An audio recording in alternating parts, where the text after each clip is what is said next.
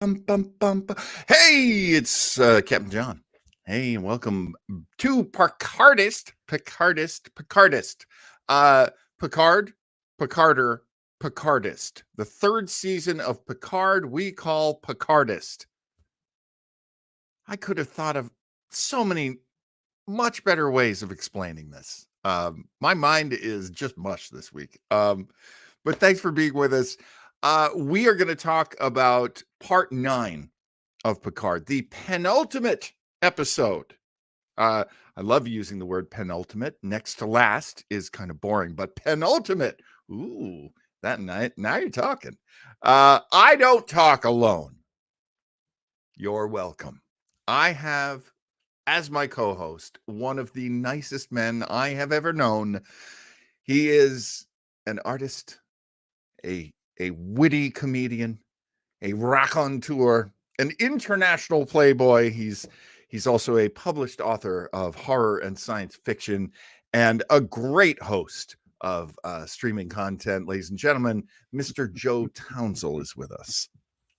Oh, live long and prosper, everybody. Captain John, I'm going to have to throw back a few adjectives your way. The valued webcast mentor, You're a very great fun. friend, Yes. multi-talented thespian, Thespian.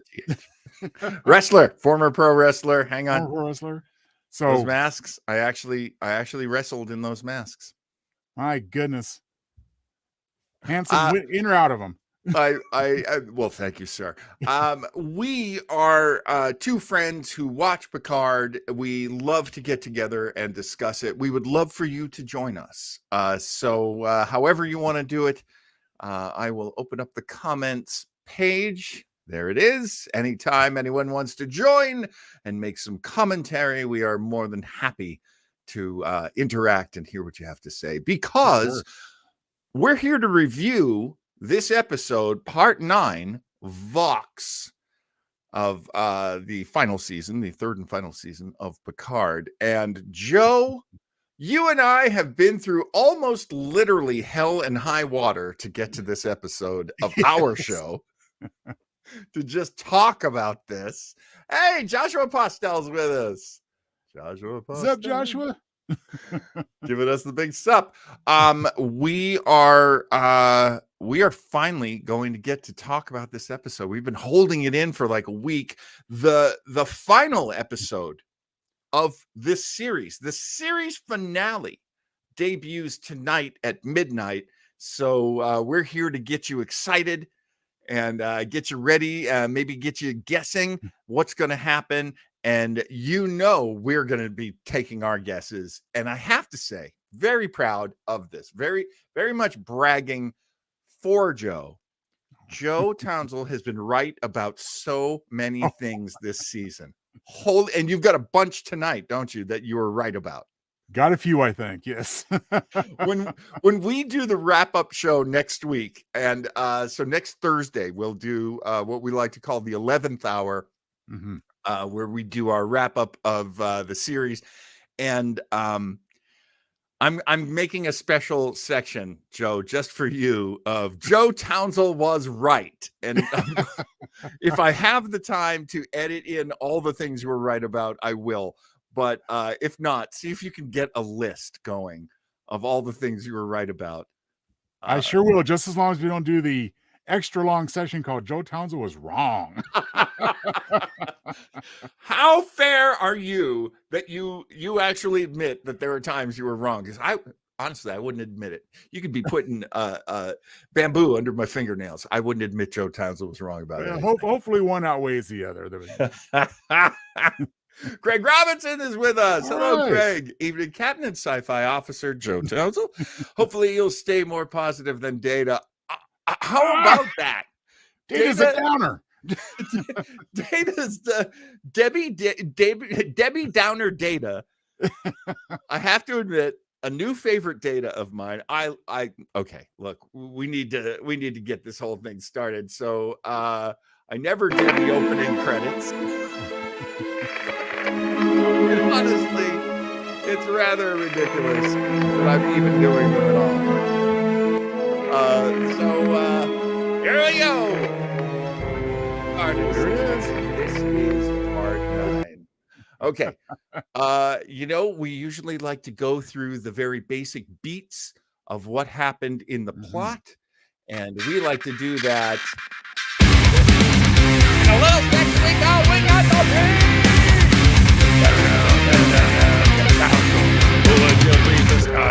With the beats. Joe Townsend. We got the beats. All right, what happened in this episode, Joe? Well, Captain, I mean, there are so many beats that if I was doing this from the bathroom, somebody would think that something fishy's going on behind that door. But we do begin behind the red door. Finally, with Deanna's help, says, Jack, let's see what's beyond that red door and check it out. So the red vines and the little crimson arboretum, which I understand is a slight reference to 21 Monkeys. Thank you, Terry Metalis. There's a pre-tidbit for you. Yes. Yes. And you know what? Shocker of shockers. It's the Borg. Oh, no. Okay. I have to say, I didn't see it going to the Borg. I really didn't see the Borg being the big bads here. So, well, at that moment, it induced a yawn. But as we'll get to throughout the beats and through the down and dirty, I think we're going to both agree that it was a different facet and methodology that really, really made it worthwhile. So, yes, and I do actually have a little bit. I have a mini rant in support of what's going on PICARDEST. So yes, I'm holding that one in the chamber. Okay, I won't let you forget, sir. So obviously this freaks out Deanna, so she says, forget this, man. See you, Jack. Goes, what the hell?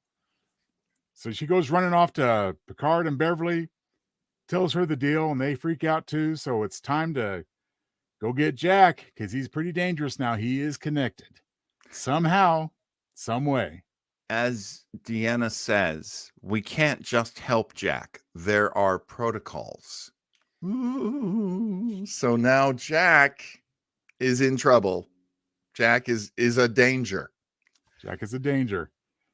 And Jack's getting a little bit, what's the word? Just a little bit pissy, because he says, well, Dad, I mean, do you have any parental protocols? Well, that can be debated later, because now it's time to make sure that Jack doesn't take off. He finds 2 big burly security guys waiting for him outside the door, which, I'm sorry, John Luke, I saw this coming before you did. I said, all he's going to do is take him over. Yeah, the security guys. Yeah, absolutely.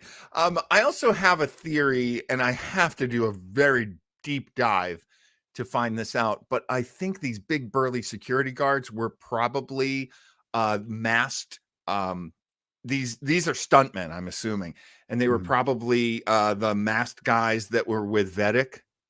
Oh, just throwing out a potential tidbit, but I don't, especially the tall guy. He was so tall.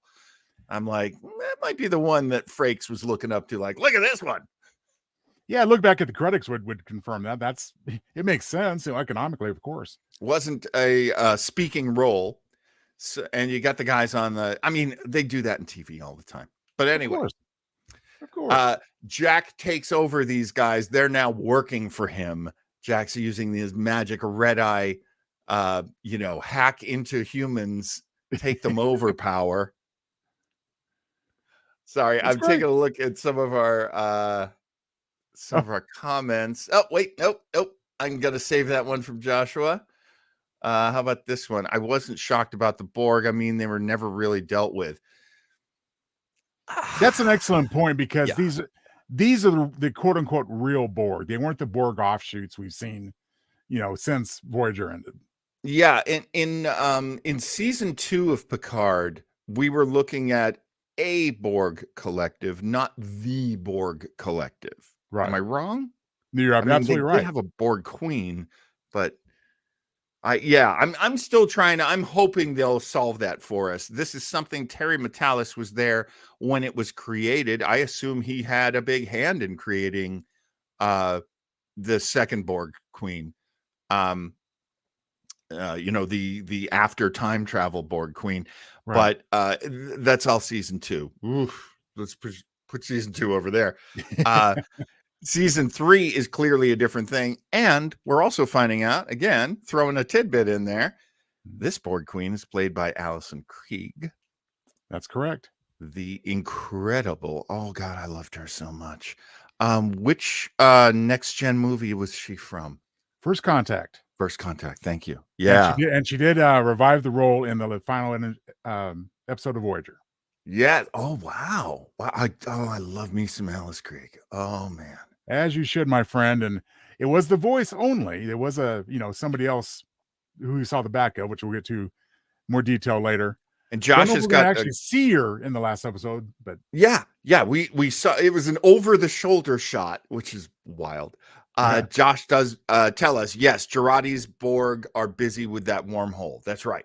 Yeah, they're just there stationary guarding that thing. So I'm sure we'll have a revisit of that, especially if we get a Star Trek Legacy series or something similar. Absolutely. Yep. So what's our next beat, Mr. Townsend? Next beat is that after he makes his way past a screaming Beverly, he gets on the shuttle and leaves the Titan, goes to warp, looking for that Borg Queen. Really awesome moment where he actually says, like, where am I going? And then he goes into like Borg mode. Yes. And then he gets the coordinates. I was really starting to like this kid. Oh, he's still a hero. He's going to take care of it himself.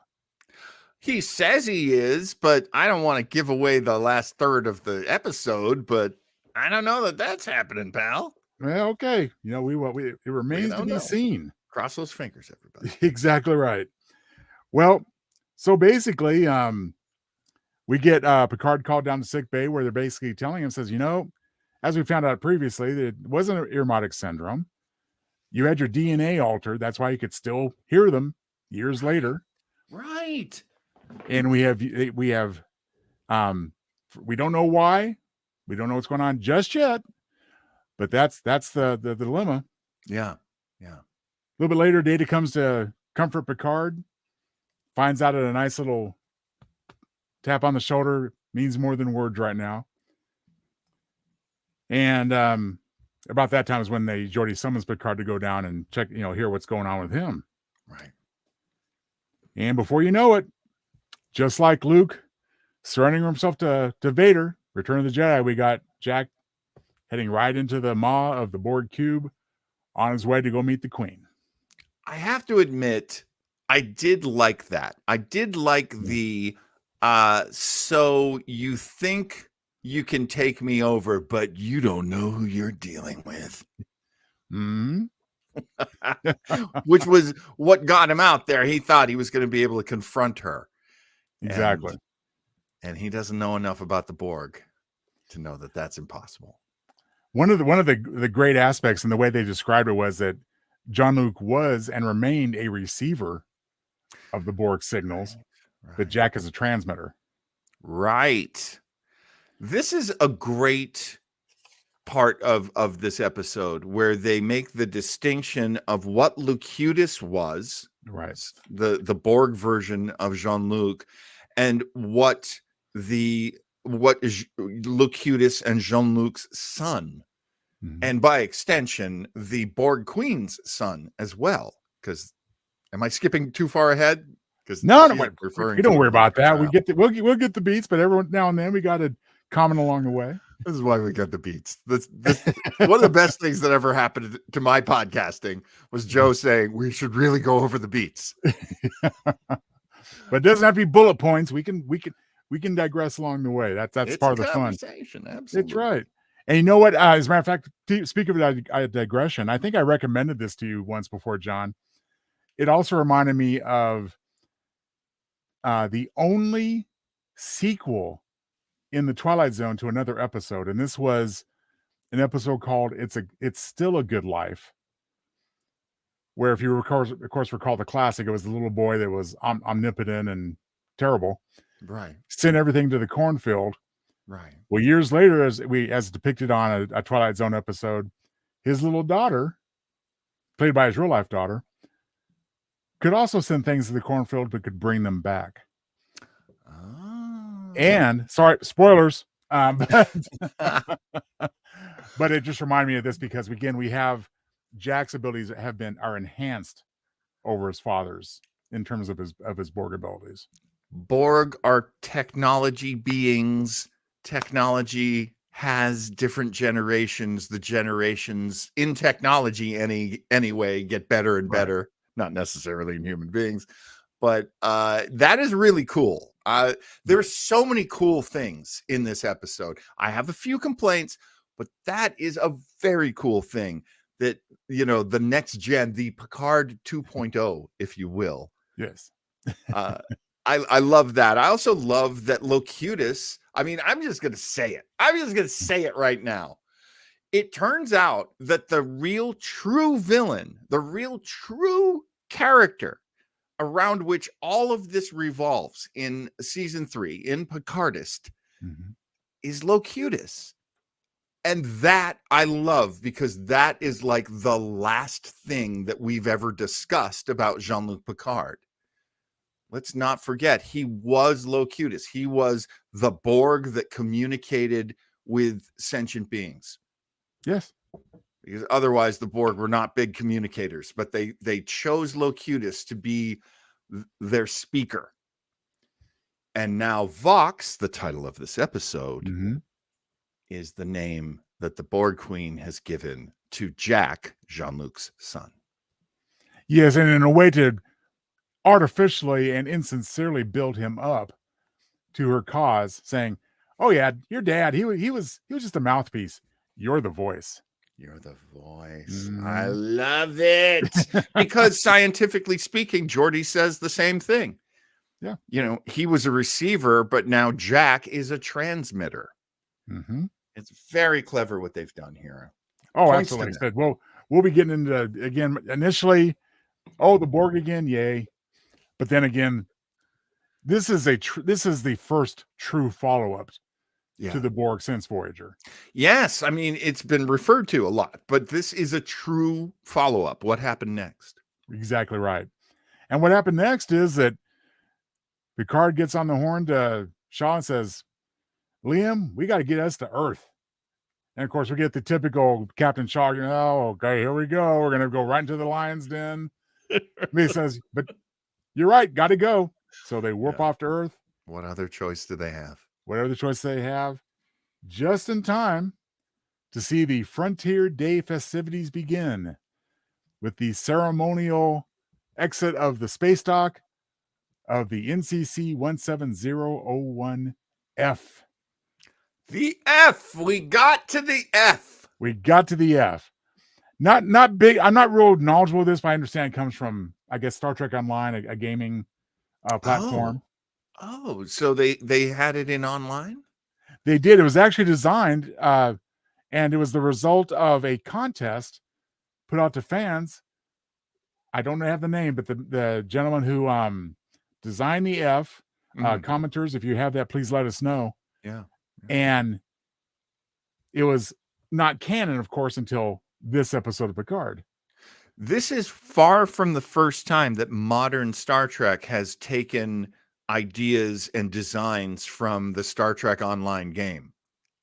Right.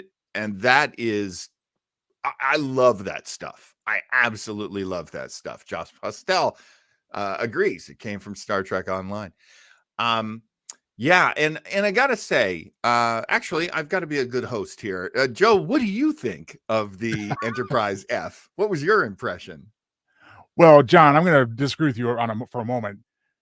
Never are you a bad host, so you just keep up the great work. The design, there's aspects to it. I find it funny that in the first episode of this season of Picard, they refer to the Enterprise D as the fat one, and I don't know. It seems to me they're getting pretty bulky.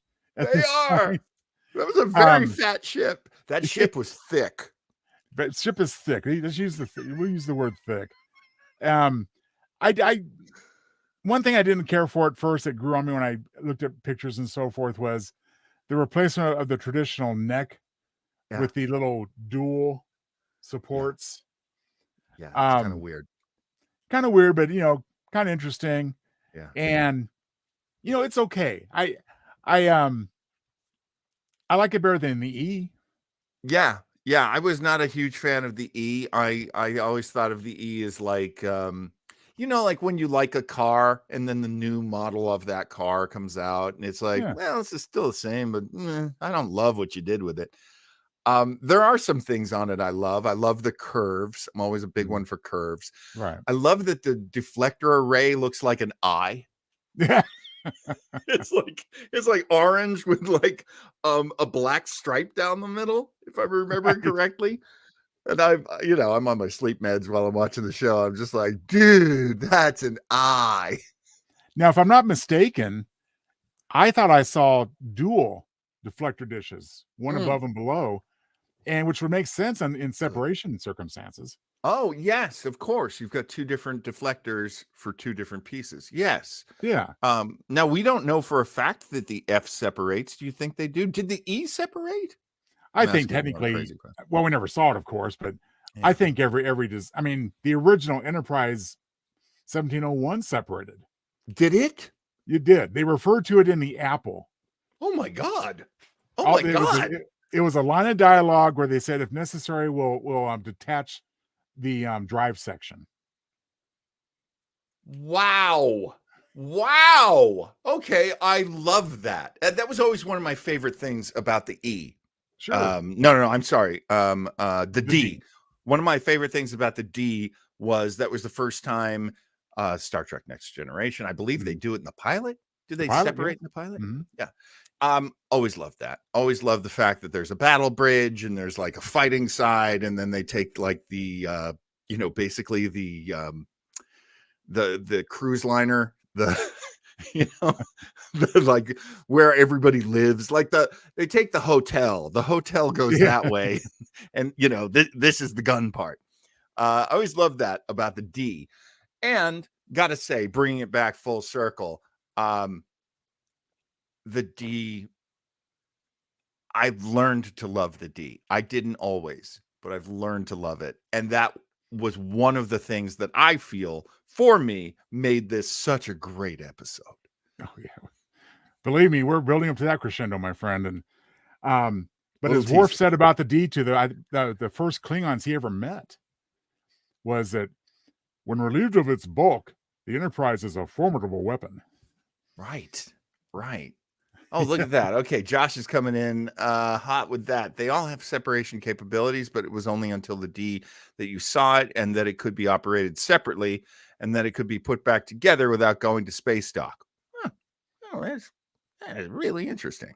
Yeah, because I did get the impression from the Apple in the original series that if they jettison the star drive, it would just be floating there, and they have to somehow reattach it through extravagant means. Right. That it's not like what we see with Best of Both Worlds, and I think it's part 2 where Riker is actually fighting the Borg using both the maneuverability of both pieces of the ship. So yeah, it's such a big part of the Next Generation. I just love that it. I can't imagine they abandoned that feature in the E and the F. Yeah. And of course the E, I don't know that anyone but Worf mourns the E, but but I gotta say, coming back to what you were saying, as the flagship, that's why Shelby's on it, right? Because it's the flagship. I would imagine every Enterprise, at least from the D forward, has been the flagship. I would have to agree. I mean, the Enterprise is the most storied of all the ships in the fleet, I think. I believe so. I mean, as Jean-Luc said in an alternate timeline, yet another one. Let's make sure that history never forgets the name Enterprise. Well, so far, it's front and center. No, front and center. Just love it. I also love that Shelby is doing this like, welcome to the magical world of Frontier Day. She's like doing this like Disney kind of. I mean, I love that it's Shelby doing it because she is such a nerd, really. She is. And you're right. She's been on quite the presentation. she did confirm for us that Frontier Day is in fact the 250th anniversary of the launch of the NX-01. Yeah. Yeah. So that makes total sense. It's We're been kind of a debating whether that was the long same as road. First Contact Day, which it is not. Now we know It is not. Yeah. It is not. Okay. It's the launch of the first 5 light year plus engine driven vehicle, and that would be Captain Archer's NX-01. That's correct. Yeah, the X, of course, being the designation of an experimental vessel. That's why the Excelsior, when it first was built, was the NX 2000. Later the NCC 2000. Right. I have seen and heard that referred to. That's what that means. That's what that means. Very cool. And to John Luke's chagrin and to mine, Shelby is touting the new wonderful fleet formation feature of all the ships connected. What? Oh no. Now, watching that moment, I'm going, that is the stupidest thing I have ever heard. And thankfully, the people on the bridge of the Titan, each crew member, it seems, at one point or another, has some comment about that is the stupidest thing I've ever heard. Well, and John Luke put it best. He said, why would she embrace such a Borg-like feature? And we find out a little later, don't we? We sure do. Yeah, I love that. I don't love it, but I do love it. Yes, exactly. Well, as we mentioned earlier, Jack by now has met the Queen. He's named him Vox. And here comes those eerie little cables tentacles to hook into his head. So, as has been done in the past, not looking good. They fooled us for a little bit with Data and First Contact. Oh, they got Data. But, we have to have faith that Jack is going to overcome it somehow. He's got a plan. Oh, we hope. But more importantly, we have, through Data and Jordan's research and through Beverly's input, discovered that they have taken Jean-Luc Picard DNA and integrated it into the very core of the transporter system. Okay. I got to jump in there. And I got to ask, Josh, Craig, I got to ask everybody watching. Does this sound right to you? Does this sound like something that could be done? That is so underhanded. Let me ask you, Joe, does this sound real? Does this sound like something that could be done? I mean, are you talking technologically or ethically? Yeah, by the rules of logic established in the technology and the use of technology in the entire Star Trek universe, this is the first time I've ever heard of anybody doing this. We don't count the books.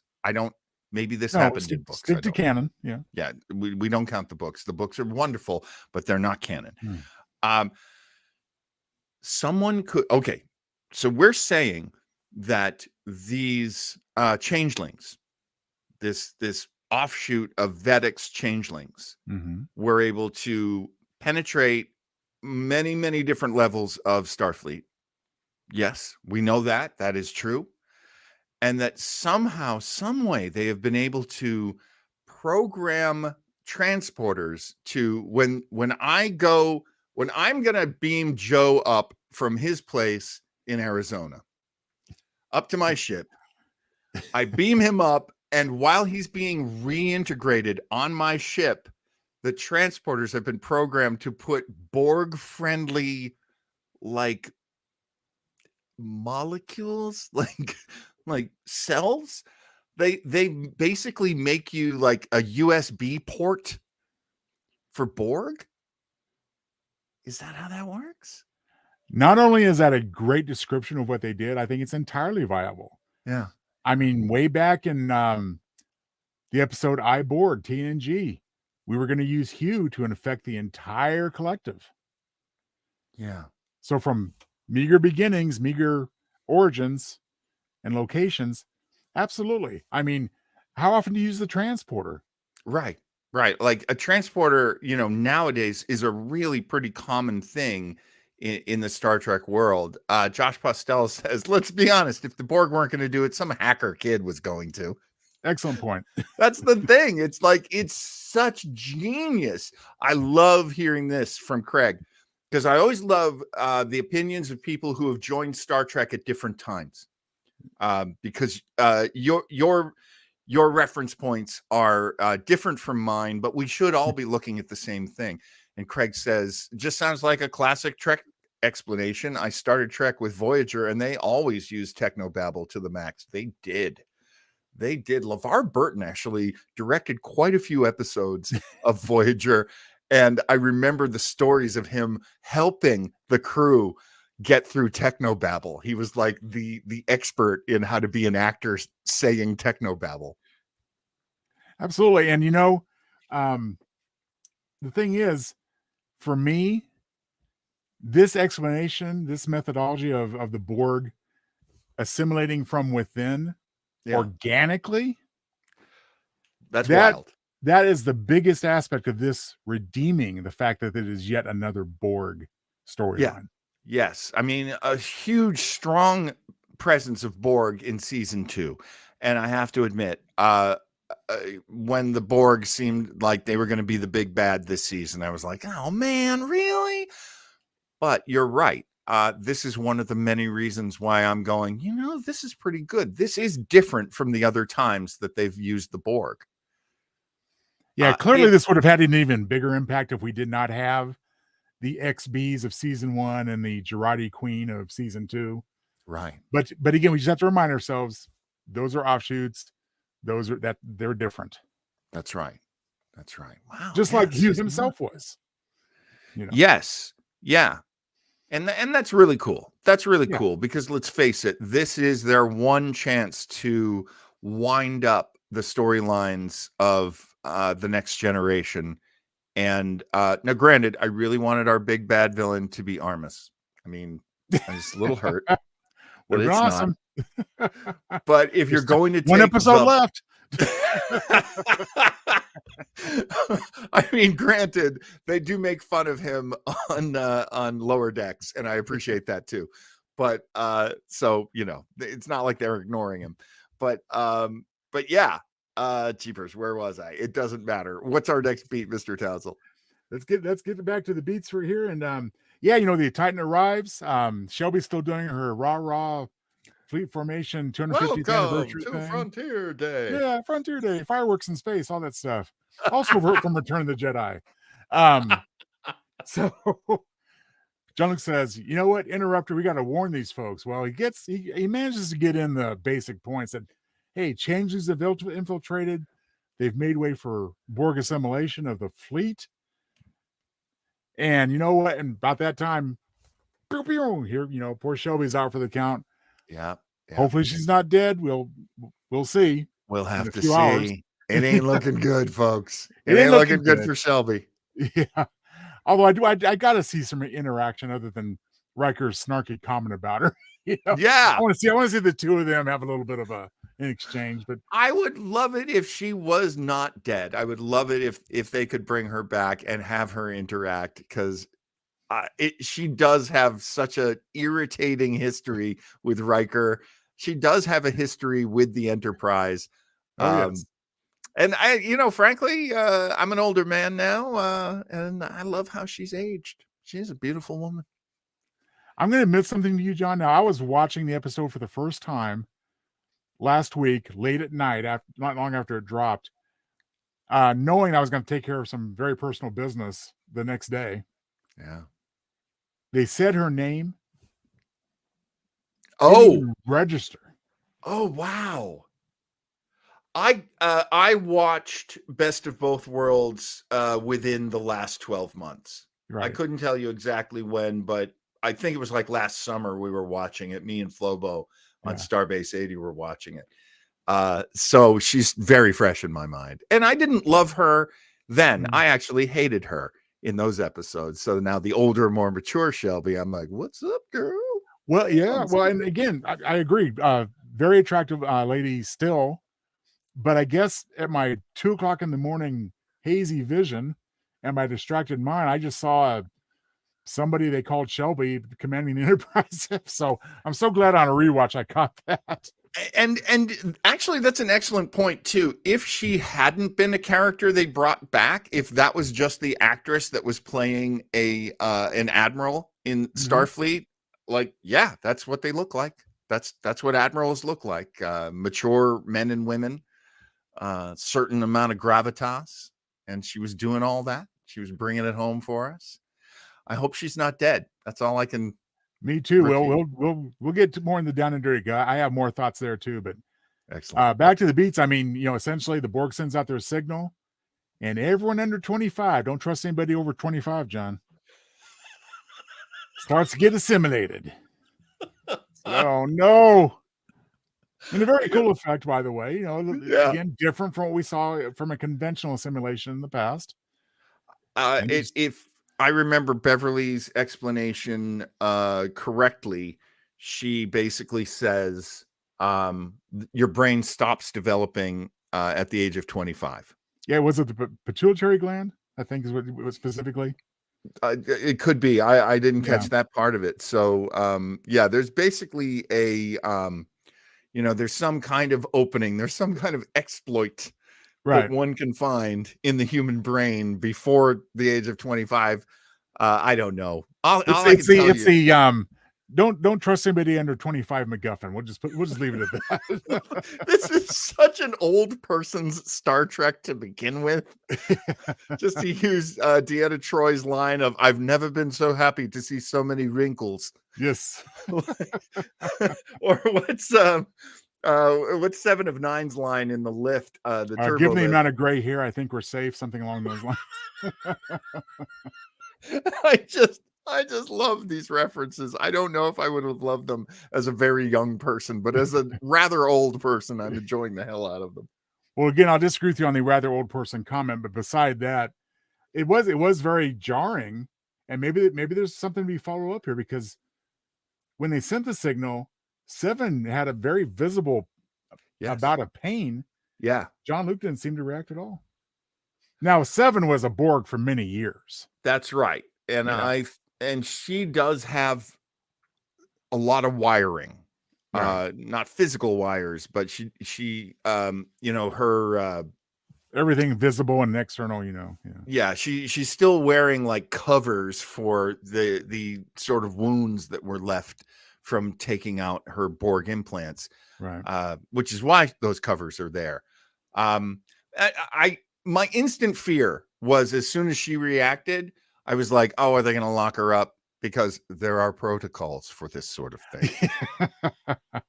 They didn't. I'm perfectly happy with that. Well, they probably realized too, say, we're getting kind of down to the nitty gritty here of available personnel that aren't compromised. So. Right. Oh, yeah. They were on a skeleton crew to begin with on the ship. And I assume by the number of Borg 25 and unders on Titan that they were a very young crew. There's a lot of them. Oh yeah, well, you saw the the number that got out. That was pretty much everybody there was. Yeah. Oh, geez, and then the next goal is to blast her off the bridge and get the hell somewhere. Somehow get off the Titan.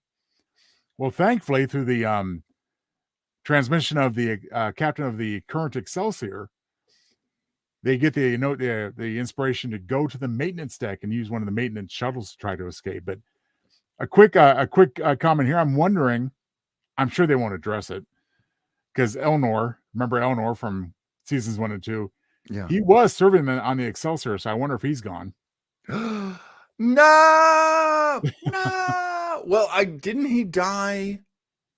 He just died straight out in season 2, didn't he? But was brought back at the end. Oh my God, he was. Remember, that was Q's gift.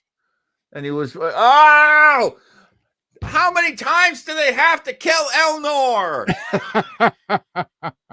I love that kid. I only liked him. I only liked him in season 1. Assimilator or otherwise, I mean, on the Excelsior, they said, well, the ship's a loss, so they blew it up. Yeah. Yeah. Craig jumping in on the 25 and under takeover. It's my understanding that Jack could only take over and control those under 25. I didn't notice that, but I think that's right. Well, that would make sense. Yeah. but those two guards at the start looked pretty big. Yeah.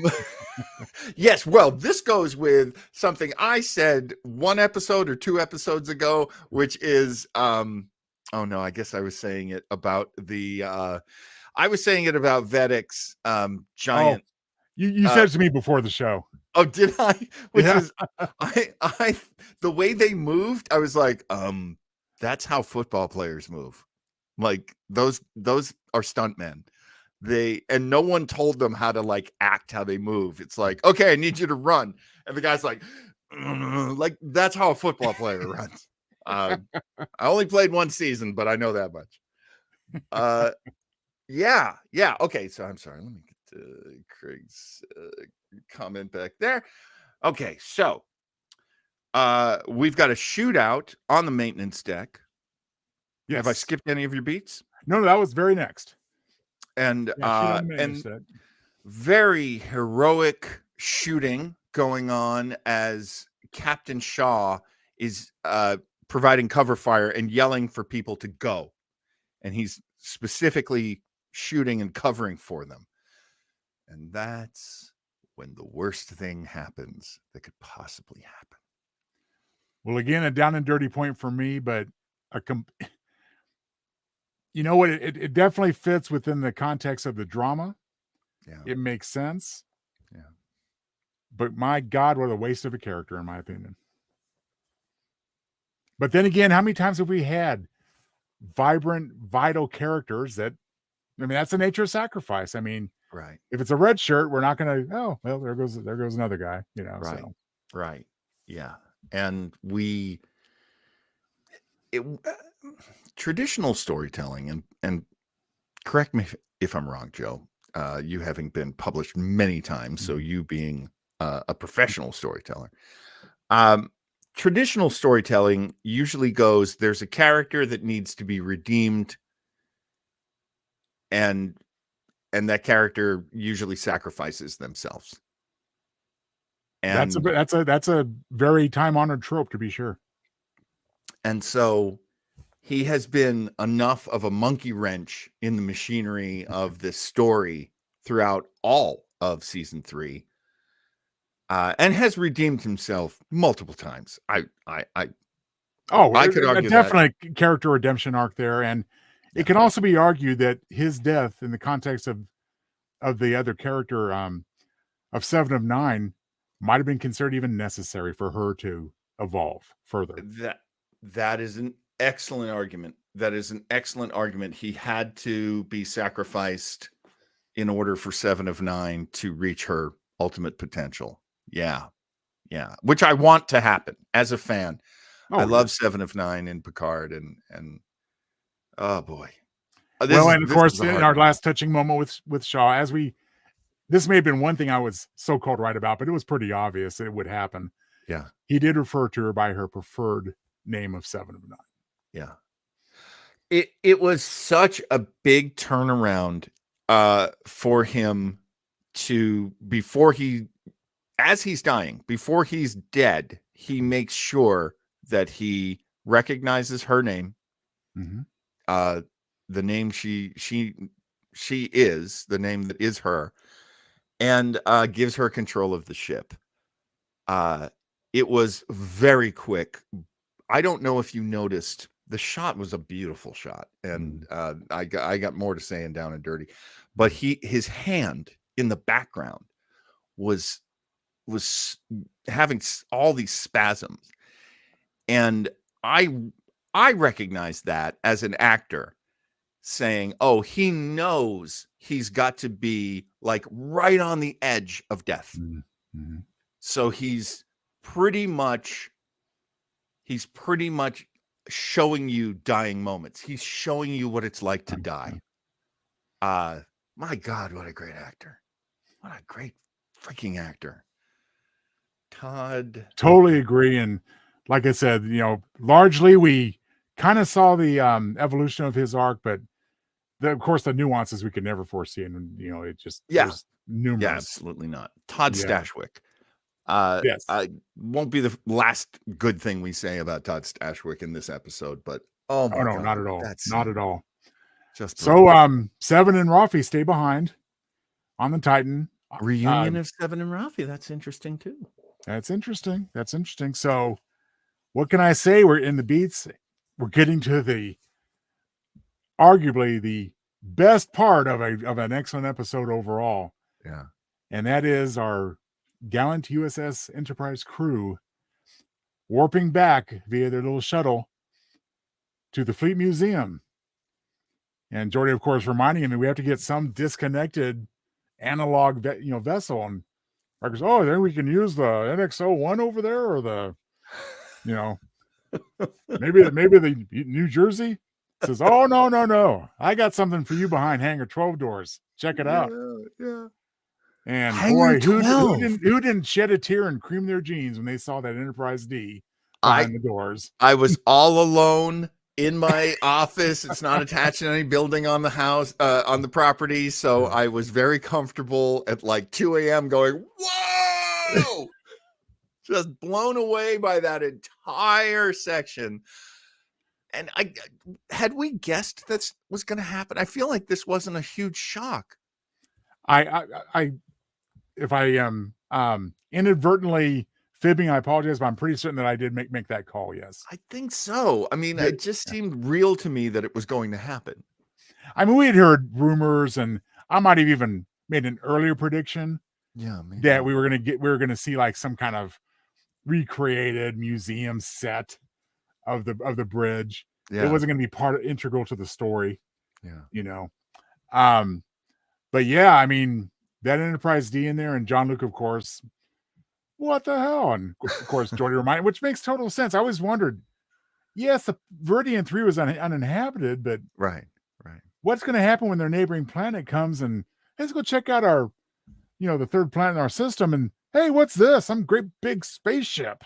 It wouldn't be the first time that a Starfleet vehicle has changed everything for all of the worlds around it. Like that's come up many times. I think most recently, probably in Star Trek Beyond, silly Kirk showing the Enterprise to the natives. Exactly. But boy, we see that beautiful shot of the exterior of the D. Everyone's just in awe as we are watching at home.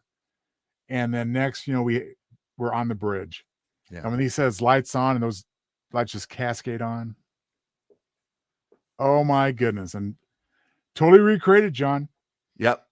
Every bit of it rebuilt. Nothing artificial as far as CGI. The only original piece, can you guess what it is? No. The plaque. I love that. I love that because when they're on the bridge and he walks towards the plaque and he's looking at it, and I'm like trying to read it. Yeah. And then he turns around and he says that just killer line, like, the one thing that I missed about this ship, the carpet. Until I'm together with all you again, reunited, the carpet. The carpet. Which I think was always one of those things that we fans of The Next Generation were like, really? You've got carpeting? Really? You're in space and you're still using indoor-outdoor carpeting? Really? But why not? Why not? And I think any other comments I want to save about the bridge are for Down and Dirty. So okay. Let's just say Jean-Luc contacts the computer. Yeah. The wonderful Major Barrett, her voice is revisited in computer voice. Oh my God. I loved that. Reinstating him as Captain Jean-Luc Picard, a temporary field demotion, as it turns out. Yes. Exit Hangar 12. Set that course for Earth. Warp out. Credits. Yeah. I mean, a lot of really beautiful things that we fans, I think, were hoping for, but most especially the reunion with Enterprise D, the fat one. The fat one. Even though I think the F's got the fat one, but the F one's got a big old fat butt. It's the Megan the Stallion of starships, and much appreciated. Very much a fan. Hey, folks, you know what? It's time for me and Joe. See you down and dirty. So we teased it, we mentioned it, we've got people excited about it. So let's get down to those down and dirty opinions, things that caught your eye, things that made sense, things that got you excited. What's your first down and dirty point, do you think, Mr. Townsend? I'm going to start with at first I thought, well, there's a little bit of a continuity error. Oh, But then again, it's not. yeah, okay. And the only thing I thought was like in Generations, the Enterprise D bridge had been greatly enhanced before True. crashing it.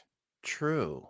But why wouldn't Geordi choose to recreate the bridge in a simpler configuration? Good and point. just for nostalgia purposes too, because it is only going to be the the 7 of them manning the thing. So right. That is an excellent point, and I totally back you up on that, because he did have to take parts from other ships to recreate the D. So almost every bit of design was editorial, possibly editorial. So whatever he liked, whatever worked for him. I have a down and dirty detail. And please, everyone, feel free to tell me I'm wrong. I honestly think there was some on the part of the producers, and we lay everything usually at the feet of Terry Metalis because we admire the hell out of him. He is a really great exec producer. He's quirky, does his own quirky things. I love that when they're on the bridge of the D, reunited with their ship, the lighting is suddenly so bright. Oh, and it thank you, God. It hasn't been on any ship at all. All the ships are so dark in the series Picard, and now we've got bright lights. And I have a theory, and please indulge me. I think it's because in the bright lights, you can really tell how old they are. There's a moment with, okay, now again, I love everybody on this show. I admire actors. I think actors that have achieved the level of being on a show like this, they've got something going for them. I always look for their strong points. But please don't hate me for saying this. But when I was looking at the first close-up of Gates McFadden, that's when all of the reconstructive surgery she's done, like, wow. And then not long after that, they cut to Marina Sirtis, who I think is gorgeous. I just love the woman she's grown into being. I always thought she was beautiful. She's still beautiful, but she's an older middle-aged lady. Yes, of course. And it that bright light doesn't hide anything. Michael Dorn, who's aging like fine wine anyway, it has a lot of makeup on, so we don't even know. But we can see Frakes, we could see Brent Spiner as Data. Well, and Spiner's looking particularly elderly. He is. And of course, we have made a lot of fun in doing these shows together, Joe, on the fact that they built a new body for Jean-Luc Picard. He just happens to look like, 78-year-old Patrick Stewart. Well, and Data as well. That was how, the only way you could accomplish near humanity was to have an old positronic body. But I want to build on your theory, John. I think that is a very valid point. And if we ever have the opportunity of talking with Terry Metalis himself, I would ask him, was it by design you made the Titan so dark? Yeah. So that when we got to the D, it would be bright and glorious? I mean, it could easily be argued that early in the series, so when do they is it the Murata? What's the name of the pirate guy's ship? Pirate guy. Oh, La Serena. La Serena. Yeah. That ship is super dark. You know, all the ships we're seeing are dark. Now, I know sometimes that's done in science fiction because the budgets are not big, and so they have to make spaces look really kind of fancy and finished when they're not highly detailed, when they're not expensive looking. So I assume that's why the darkness of the ships, but you're right. No ship is darker than the Titan. That's true. And I mean, there's a, a behind the scenes explanation and so forth. And I attributed the darkness of the La Serena as being logical because it's a one-man craft basically. But then we saw the Stargazer last year, which was pretty dark. Yeah. And we laugh at Jean-Luc's line of missing the carpet. I don't necessarily miss the carpet, but the way they design these ships, it looks like you have glass all around you and beneath your feet. Yeah. And it's like, God, for someone who has fairly poor vision at this point in his life, I don't think I could walk down the hall on those ships. One of the things that I thought of if Picard had never mentioned the carpet, I'm telling you, I never would have noticed the carpet. But in the old days, especially when a ship would get attacked, people are falling. And honestly, a little bit of carpet is so much better than just hitting a hard naked floor. Well, there's a great deleted scene from Star Trek Nemesis where right at the end of the movie, he gets his new captain's chair, and you have it was an unfinished CGI effect where this big seatbelt. And Jean-Luc says, "It's about time."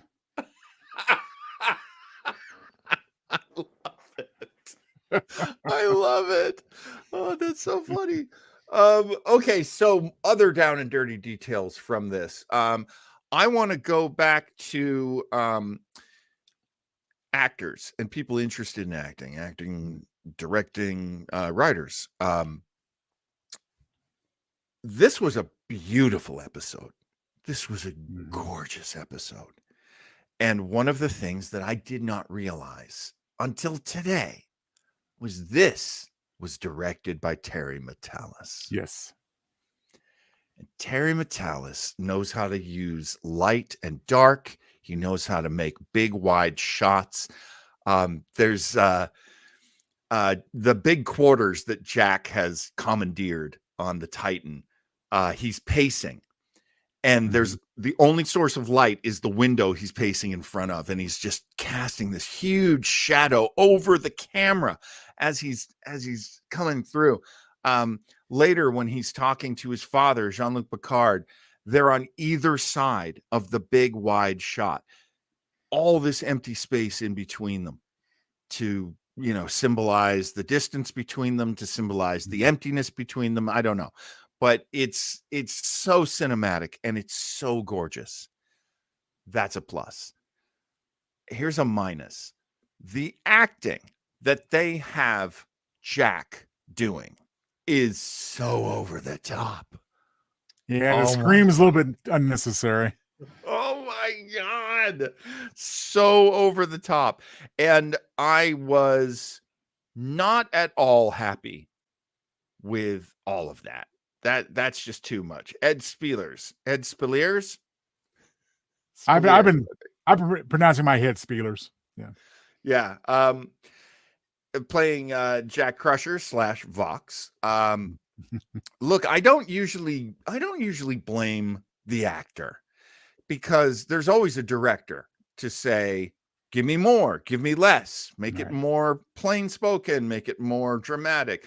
There's always a director to say that. So the director is the showrunner, Terry Matalas, and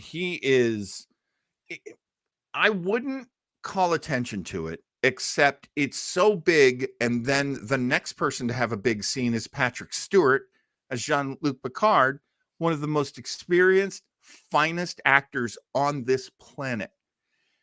And he does the same kind of heart-rending, changes that he's going through, just like Jack, but Mhm. he does it so much better because Patrick Stewart is a better actor. LeVar Burton's acting in this episode, primo, best work I've ever seen him do. Just absolutely fantastic.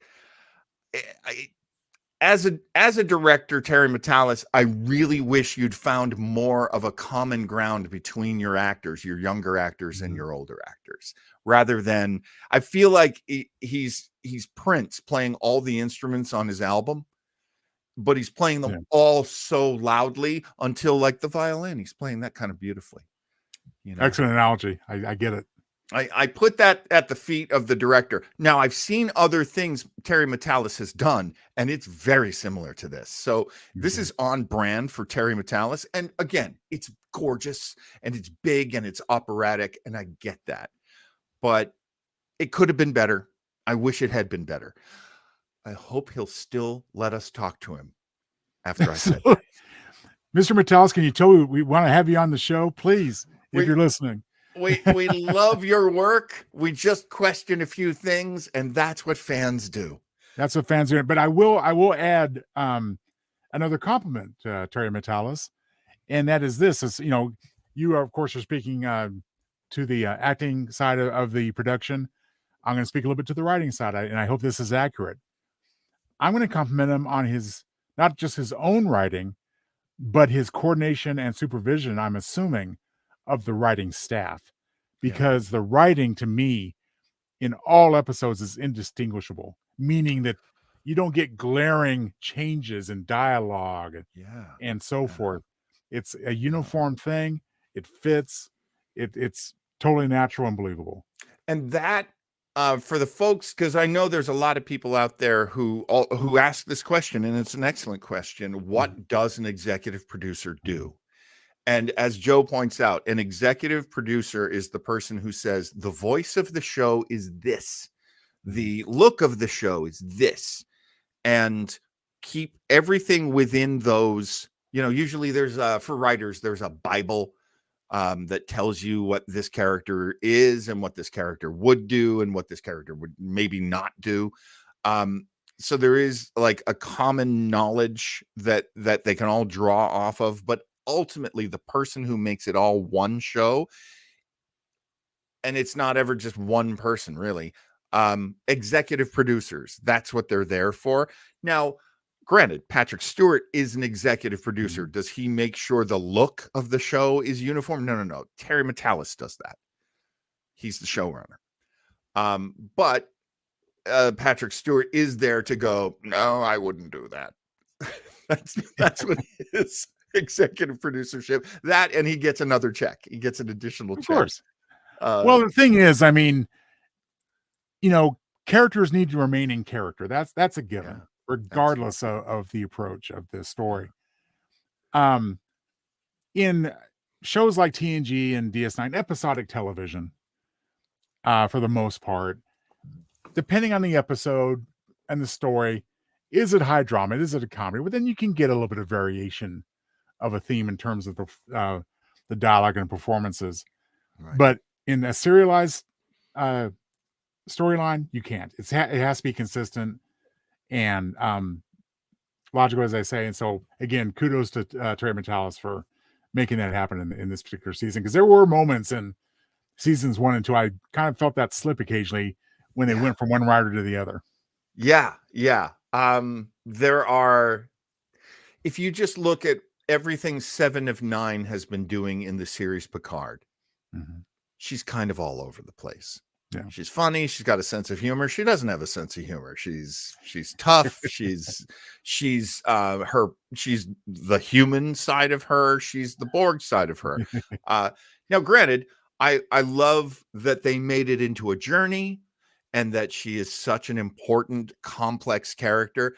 And I might even suggest this, Joe. Do you think the success of Jerry Ryan's 7 of 9 integrating the sort of logical kind of Spocky eyebrow up version of 7 with the more human, the more frail capable of making mistakes, 7. Do you think they looked at that and they said, we should do that for Data? Because that's Oh, what they've done.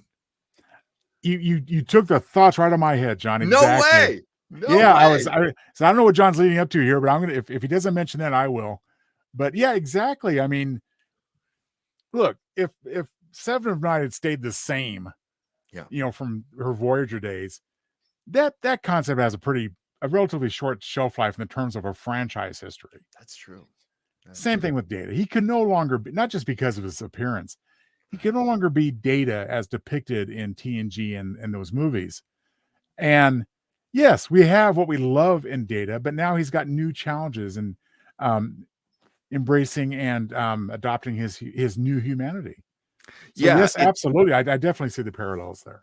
I don't know if it was always the plan.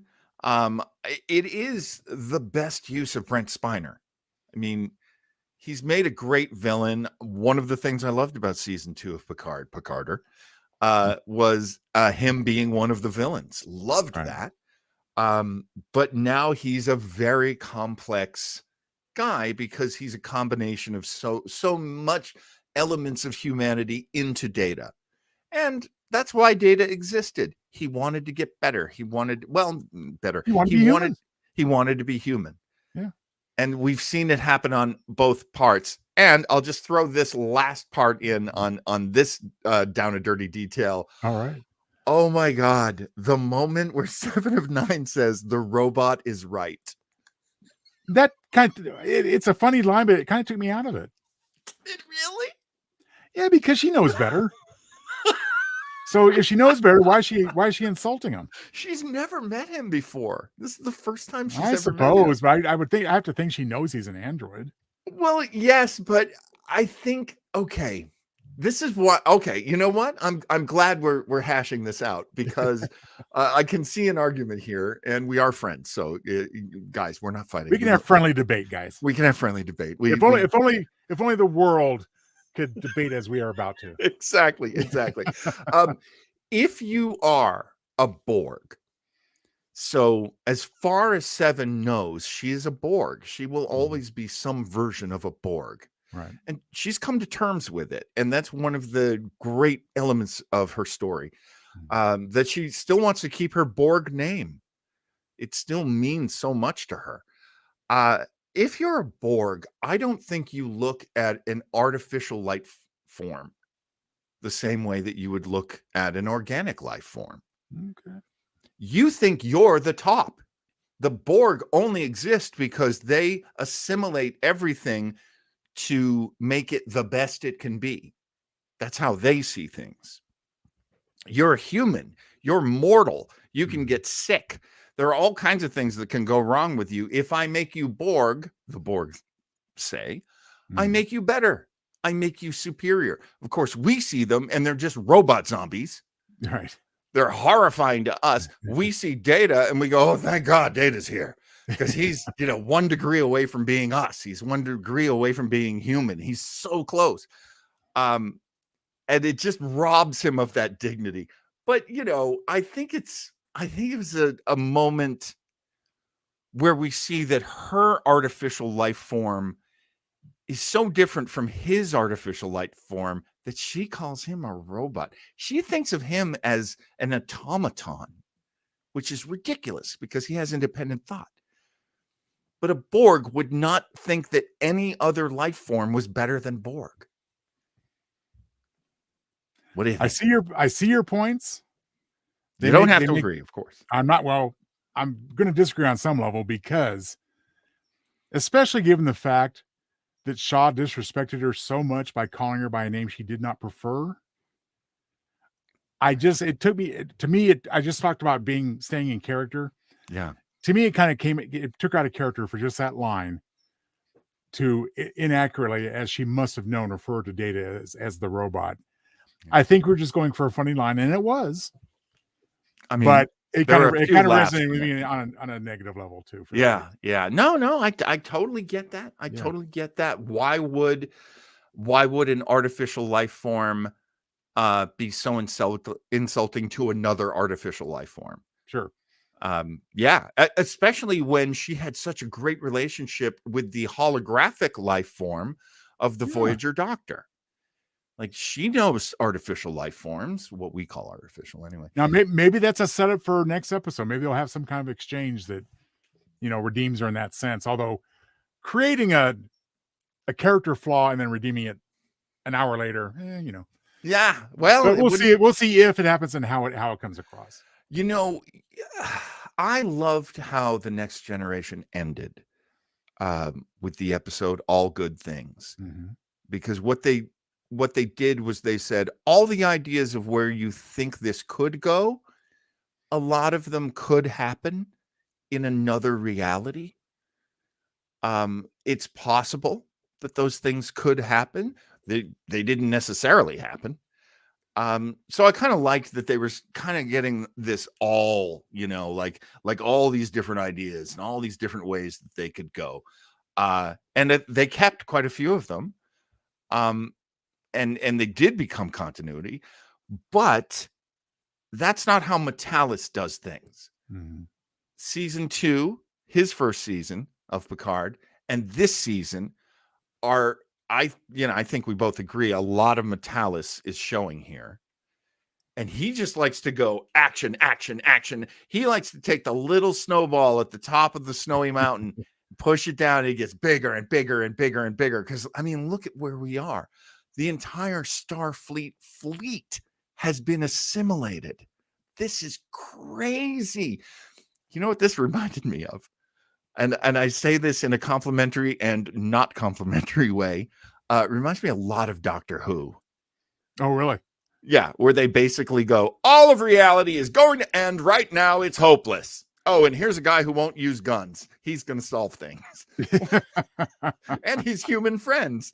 Like, it's wild to me. I like Doctor Who and I don't like Doctor Who because it's the universe or all of reality is ending every single week.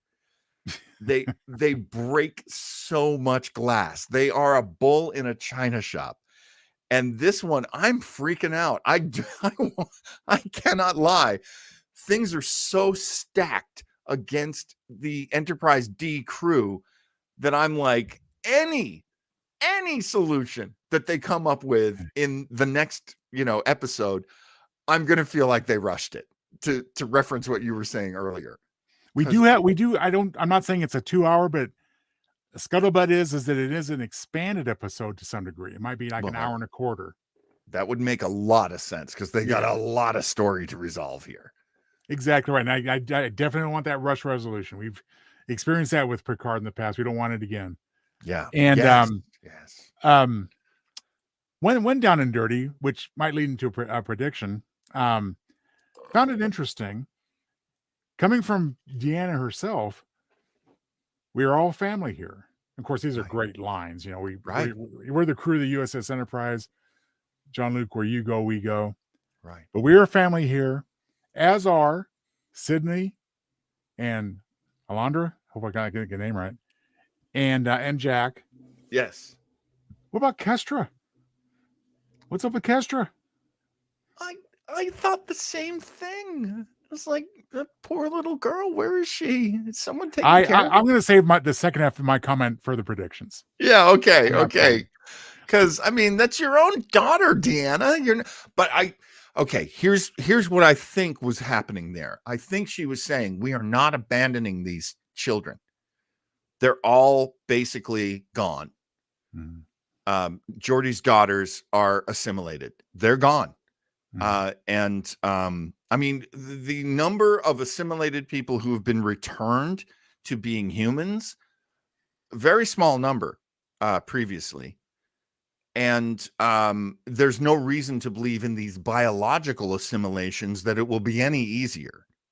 Although maybe it will be. I don't know. That I kind of think the opposite, John. I think that's going to be the logical plot-driven way to bring them back. Oh man. Without huge everlasting effects, Yeah. But the body count is so huge right now. The assimilation that basically the 25 and unders were assimilated, and they just started killing everyone they could see. Well, what they say, eliminate the unassimilated. Yeah, it's I love I love a big dramatic story, but we're paying a huge price here. It's just wild. This episode was wild for me on so many different levels. You got any more down and dirties, do you think, Joe? Only that I'll just repeat briefly that the Enterprise D was just phenomenal inside and out. Yeah. I thought the Borg transformation effects were hugely effective and creepy, just turning around to face face the humans like, oh no. So yeah, I mean, just overall, of course, episode is stellar. The last 10 minutes in particular. Yeah. It had I felt it was kind of slow going in the beginning because again, we had more of that like Jack Crusher / Picard being mad at daddy. But it all went into his motivation to go and confront the Queen by himself. So I get that. One of the things that this season of Picard has taught me is that if something kind of doesn't sit well with you, just be patient. Yeah. Because it tends to pay off, and not in an excruciatingly long term. You are the smart voice in my head, Mr. Townsell. You're absolutely right. They have a good record on Picard of explaining things. You don't have to love the explanation. Frankly, that's just television. That's just how TV goes. I didn't love the explanation at the end of the series Lost, a series I absolutely adored, but it was good enough. It was good enough for me. I mean, I get not liking it, but it was there. They did explain it. So, frankly, the end of both previous seasons of Picard, I felt the same way. Wow, that ending was an ending. Let's just say probably the only perfect series ending ever was New Art. I am 1,000% with you on that one. Okay, I think that does it for Down and Dirty. It does. Excellent. So I am going to now force you, Mr. Townsell, your tidbit. Give the people some of your patented Townsell tidbit. Oh my goodness. Let me get this off the screen. Which I still contend is overly complimentary to me, because you have tidbits too, John, but I do have a few, so I guess I'll get them. Most of mine are stolen from memoryalpha.com. Oh. And folks, it's a good site. I'm gonna have to check. I've never looked at it. I have to do that. Oh, you would really enjoy it. One of the things that's great about an episode like this one is, let's see, the episode 10, for example, will again, I'm repeating myself, but it debuts tonight, midnight, I think, for most everybody. And I actually don't know the East Coast, whether it debuts at 3 a.m. I know we get it at midnight here on the West Coast. I think it's midnight universally. You're probably right. Right. The interesting thing about the show debuting, I am such an idiot. I completely lost my train of thought. I did like that sentence as it turned out, though. The great thing is that I'm such an idiot. You're hearing the bullshit side. Well, the interesting thing is, and then I'm letting you in on what's going on in my head, which was, what was your point again? What were you going to say? Please start us with the tidbits. I might remember what I was going to say. No, I think my favorite tidbit, and I looked at it a couple times. Well, obviously because I watched it, but a couple times. But whenever we see the fleet in formation, formation, it takes the shape of a data strand. Thank you. I was wondering. I was like, I know that shape. What is that? A data strand. Yeah, it wasn't random. That's a data strand. Now, the whole basis of their takeover. Now that is revealing the presence of the Borg, right? Oh, absolutely. We know the Borg have certain shapes, or maybe all shapes are respected by the Borg, geometry being a mathematical visualization of math. The first time Okay, so what was the shape of the Borg? Not cube, but ship or headquarters or whatever it was when Deanna saw it. No, I'm sorry. When Jack sees it, when Jack opens the red door and he sees it, it looked to me like a dodecahedron or Yeah, very unusual shape, kind of with rotating green lit, elements that, of course, corresponded sitting at the signal out. So yeah, he saw something.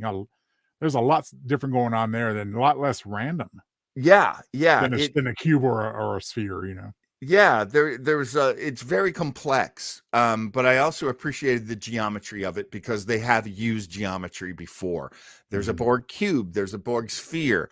I love that stuff. They're mathematical, they're binary code. It would make so much sense to them. Yeah, yeah. As a brief personal anecdote during the tidbits here, when a motion picture first came out, and a buddy and I went to go see it, and I said, "Wow, the ship looks great! It's all streamlined and awesome." And he was very he's like was my Craig Lumen at the time.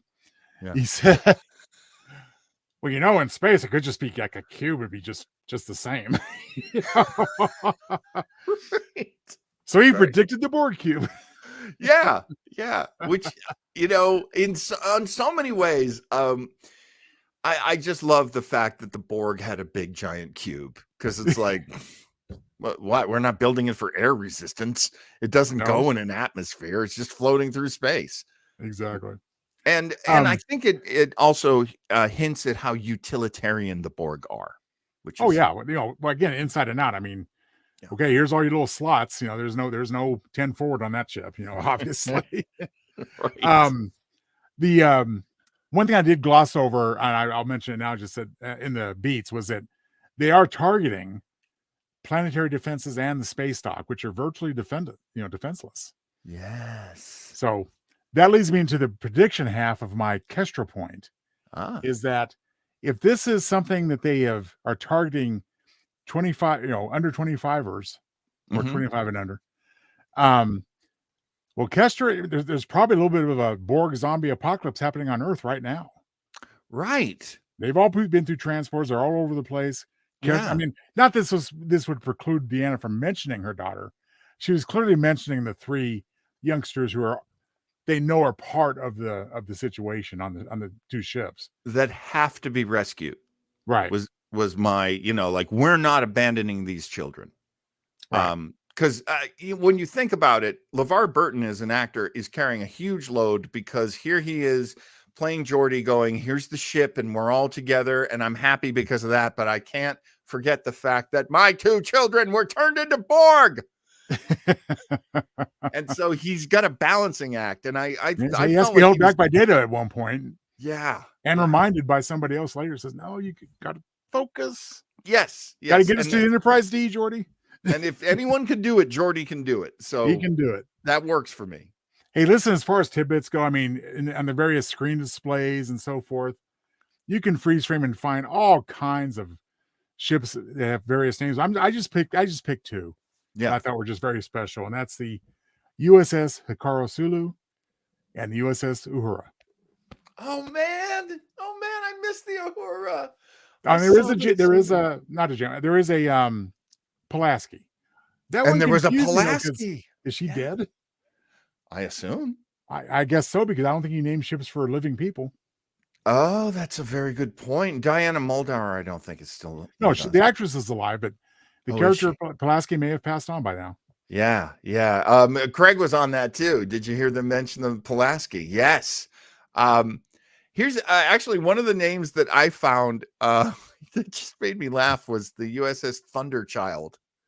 I missed that. Well, what? I didn't try to identify all 200 of them, but that's a good one. It was just one of the, like, they put up a screen. What ship is it? The Excelsior, where the Excelsior gets a like minor control of their ship, and then the Borg just send it out in front of the fleet, and then they shoot it and slow it up. Right. Brutal. One of the ships. Hopefully Eleanor was on shore leave or something.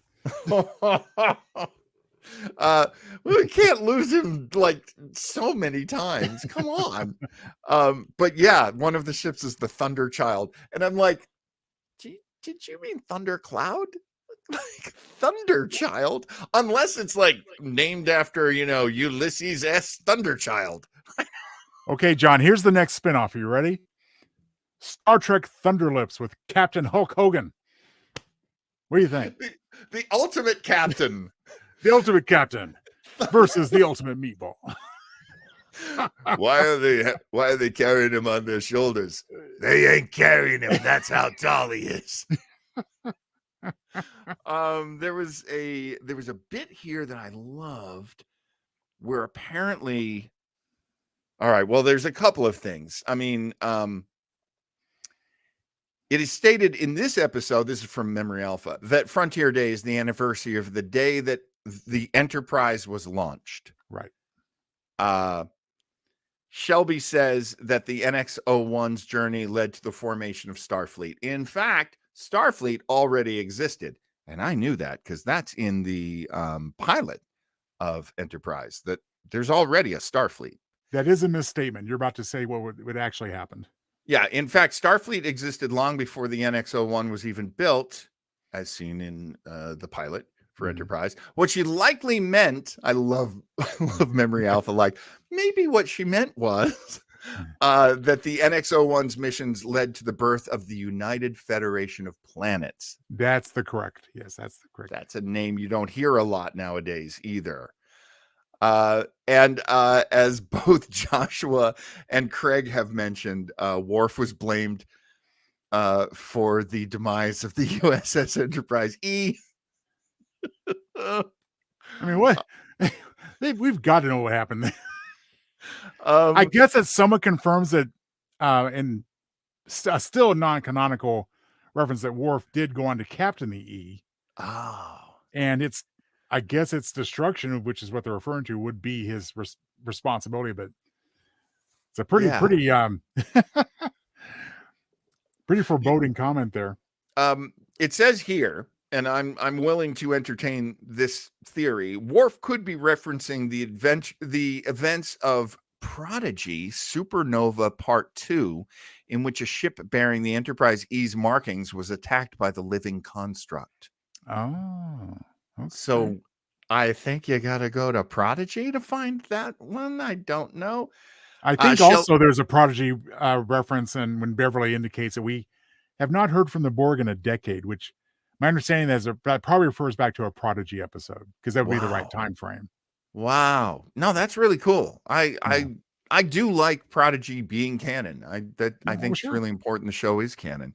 Did you want to throw a tidbit before I threw my next one out, or? Sure. I got two more, so I'll just wrap it up, and then you got yours. How's that? Right on. Yeah. Shelby now has a first name, Elizabeth. That was one of my tidbits. Yes. Oh, God, I wish I'd left that out. No, that's cool. That's cool. Same, you of got course, that on is the your actress own. who plays her, Elizabeth Denny, but she was never referred to as, had a first name originally when in The Best of Both Worlds. Yeah. And my favorite tidbit, I think, other than just all the obvious touches, as the Enterprise D leaves Hangar 12, you can see the NX-01 just above it, and it's slotted in the museum. So we have the D and the very original Enterprise in the same shot. Oh, that is gorgeous. I didn't realize that. That's really beautiful. Of course, the late Majel Barrett returns as the Enterprise computer voice, and announcing command of the ship belonging to Picard. It was taken partly from the episode Chain of Command Part 2, when Jellicoe transferred command back to Picard. I didn't look that up, but it occurred to me only because I think that's probably the only time in TNG that command was similarly transferred. That's probably right. I mean, that blows my mind that I don't know that off the top of my head, but it is. Unless it might have also come from the very last episode when they flashed back to his coming on the Enterprise. Yeah. But yeah, it makes sense. Came from Chain of Command for sure. And this is goofy. I don't know if this is a huge tidbit here, but Picard ordering Data to set the Enterprise D on a course for Earth at maximum warp warp to confront the Borg echoes a similar line in Star Trek First Contact, when Picard ordered Lieutenant Hawk to set the Enterprise E on a course for Earth at maximum warp to confront the Borg in the Battle of Sector 001. John, and my response to that is that no tidbit is too big or too small. All God's tidbits are beautiful. That's right. And I will add one more that's just off the cuff, but I thought it was just wonderful, with one exception, that everyone took their season 1 bridge positions as they left. That's so true. The exception, of course, being Beverly, Right. Oh my God.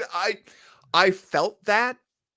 I'm not sure I knew it, but I felt it. And there's that beautiful moment where Data, hello, chair. Like, Yes. It's season 1 chair. I love that.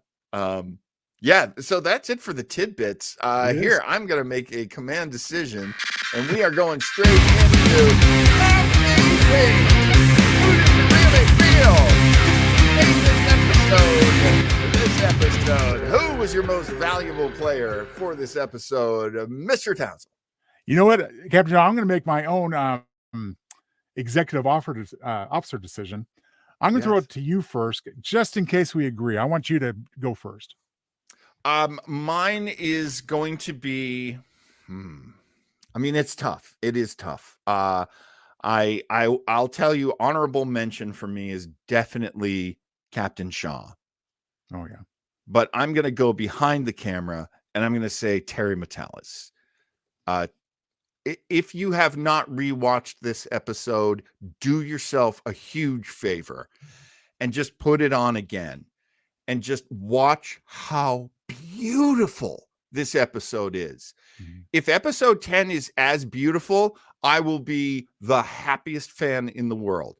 This episode was gorgeous. And, you could make a joke that the executive producer showrunner basically spent all the budget. he took all the time. He spent all the special effects budget. It was cinematic. If I ever see this on a movie screen, I know I'm going to enjoy it. Did you know, Captain? I don't know that it may have been a missed opportunity, but select theaters in Los Angeles are showing parts 9 and 10 in IMAX. That's right. I think you told me that when we were just talking back and forth earlier in the week. Holy cow. I think you're right. Yeah, unfortunately, it's not going to be showing at the Kingman 4. No, not at the mall down here in, Ventura County where I live. Hey, I want to throw Craig's in if I can. Absolutely. If I'd get a vote, I'd go with Data, as I love this new version. He just gets some nice little moments. I cannot get enough of this new Data. I mean, it makes me sad that there might not be a follow-up show. There might not be a Star Trek Legacy show, because I think this new version of Data, I could watch that forever. Given what's happening with Data and his evolution in this story, given that Brent Spiner has stated more than once he wants to continue in some form, I can't imagine we won't see Data down the line. There's a possibility, and I'm going to save that for predictions. Okay. Mr. Townsend, your MVP, sir. My MVP is a beautiful lady who has been referred to as a character for many years. I totally agree that she is in and of herself a character, and I'm going to make my MVP the USS Enterprise NCC 1701D. I bow to you. I bow to you. I cannot, and I will not argue. And I'm also glad that you reminded me of something I wanted to say, which was my impression at the very first season of Star Trek Next Generation. My impression of the ship was it looked like something that sat on a table. Yeah. It was so big, but flat on the bottom, flat here, flat there. There were so many. I like curves. I'm an Art Deco guy. I love beautiful cars that have these beautiful curves on them. Blockiness to me is like, okay, for a Volvo, but for your Starship. So I was at the very beginning of my relationship with the D, with the Enterprise D, was I just didn't think it was a beautiful looking ship, and I didn't think it looked, forward. It didn't feel like science fiction forward to me. I always thought of it as a cruise ship, and of course, once they introduced the E, then I was like, I think I missed the D. Well, I'll tell you, the E implements something that I wanted the D to have at the very beginning, as you say, my initial impressions. Yeah. And I was like, when I first saw the D, I said, God, those nacelles are short. And also, how come you never see the top of the saucer? Right. Because in earlier episodes, they just never photographed it that way. It was just a few different angles. Now, Right. as time went on, of course, they created the newer model that had more detail. Yes. And that was like season 3 when they I believe so. Yeah, because I think they had to do it for the Best of Both Worlds, or Yeah. the story finally called for more detail in the structure. Yeah. And then by then they could justify the expense. Exactly. And so I mean, it did take some growing on me. I'm with you on that. By the time you get to the end of 7 seasons of Star Trek Next Generation, everything, you love everything, everything's a part of it. Everything belongs. So I am so pleased to defer to your choice on this one. Yes, I think the MVP of this episode, it's been said a million times among the fans that I've seen online. If you didn't have a tear in your eye, when you saw the Enterprise D, you've just got a heart of stone. And back at you, John. I mean, I totally defer and agree with your assessment of Terry Matalas being your MVP. Because again, who really? I mean, it's a team effort. There's so many talented people involved: actors, crew, writers. But ultimately, who's the man? Yeah. The guy who makes it visual for you. Exactly.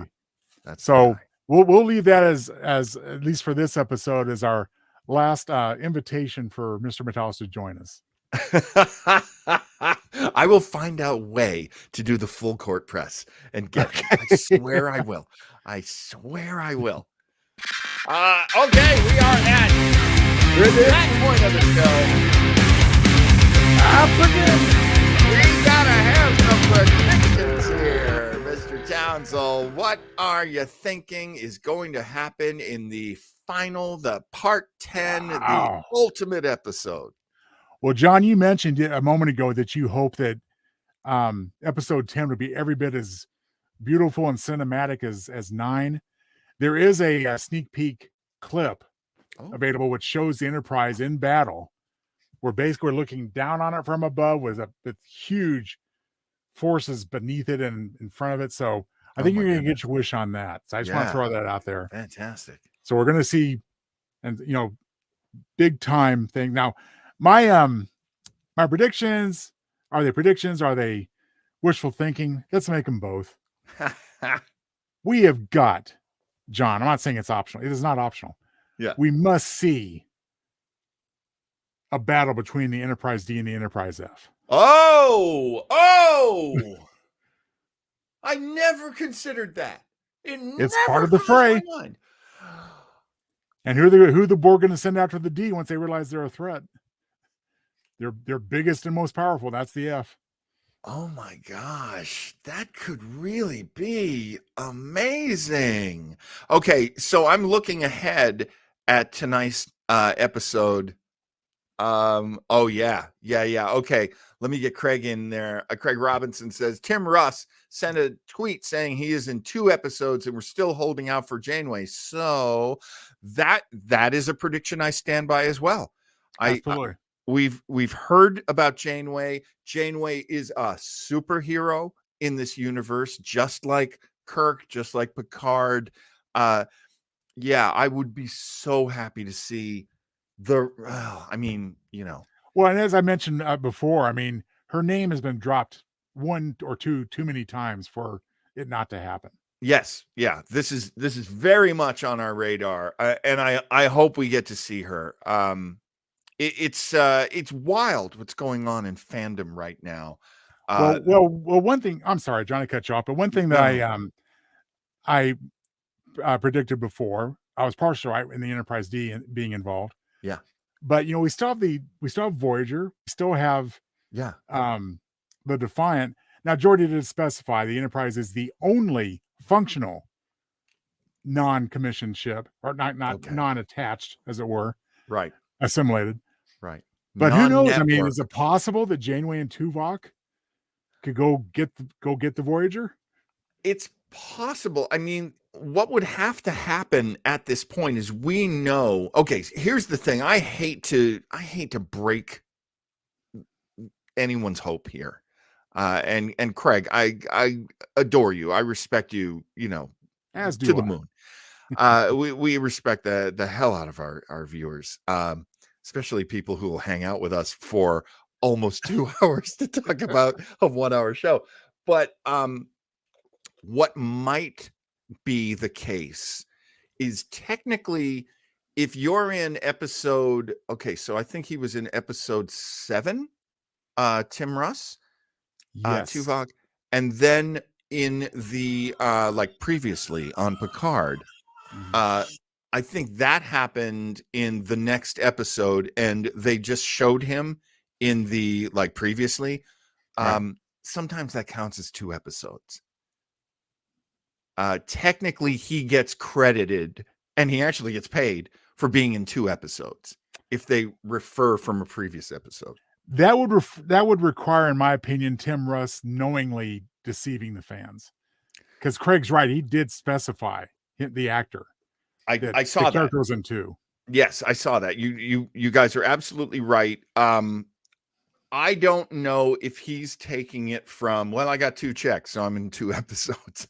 I mean, he would know that he only shot 1, and then like footage was being used in another episode. He would know that. Right. And he's a pro. He's been in a million TV shows. The guy's been around forever. So yeah, Tim Russ knows better. But it could be argued that he's technically already been in 2 episodes. If you go by the paychecks, if you go by the credits, that's possible. I hope he returns, because what would have to happen for him to return is he would have to be rescued from Vedek's terrible changeling army. And they had kidnapped him and they had tortured him. We know that's happened. We've been told that, although we were told that by a lying, cheating, betrayal loving changeling. So Yes, I mean, and the changeling imitating Tuvok is certainly going to paint the most dire picture to intimidate and terrify the people he's talking to back on the Titan. They are a very intimidating, gaslighting bunch, those changelings. But I'm sure there are some good changelings too. Oh, I Odo. don't want to. Odo, of course. Oh, I love Odo. Of course. Thank you for saving me from being regarded as a speciesist when it comes to the changelings. The Last Generation, that is part 10 that debuts tonight, written by Terry Matalas, directed by Terry Matalas. God, it's going to be phenomenal all the way around, especially. Any other predictions that you can see for the end of this series? Oh my God, it's still just getting into my head that this series is starting to end. I am right there with Craig as far as predicting that we'll see Janeway. And I don't think it'll either. I think it would slightly enhance. It won't take away from it if he doesn't appear, but I just have a feeling we're going to see Wesley.